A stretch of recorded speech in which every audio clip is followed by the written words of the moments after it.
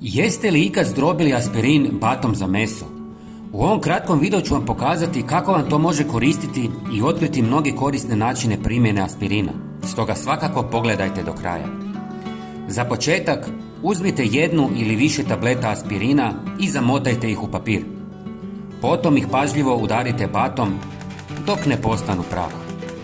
Prijatelji, odakle me pratite? Napišite me u komentarima. Hvala vam. Stavite ga u posudu. Sada ću vam otkriti nekoliko načina kako da iskoristite ovaj prah. Prvi način je da pomiješate prah sa malo paste za zube, pola žlice maslinovog ulja i dobro promiješate.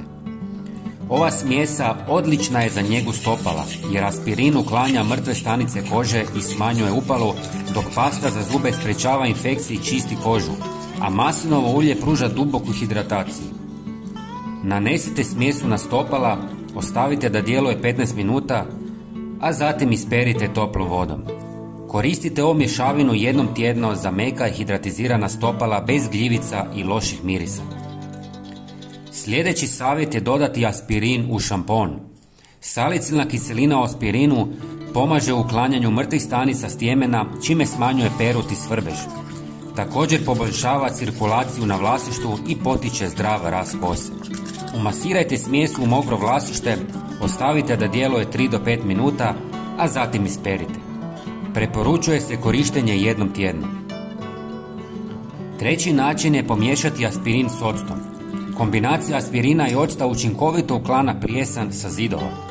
Aspirin smanjuje rast gljivica, a oca djeluje antibakterijski, neutralizirajući neugodne mirise i pomažući u čišćenju plijesni s površina. Posljednji trik je dodati aspirin u vodu zajedno s malo octa. Ova mješavina produžava svježinu rezanog cvijeća jer aspirin smanjuje pH vode i usporava rast bakterija, dok ocat sprečava njihovo širenje. Ova kombinacija pomoći će vašem cvijeću da ostane svježe i lijepo nekoliko dana duže. Nadam se da vam je ovaj video bio koristan.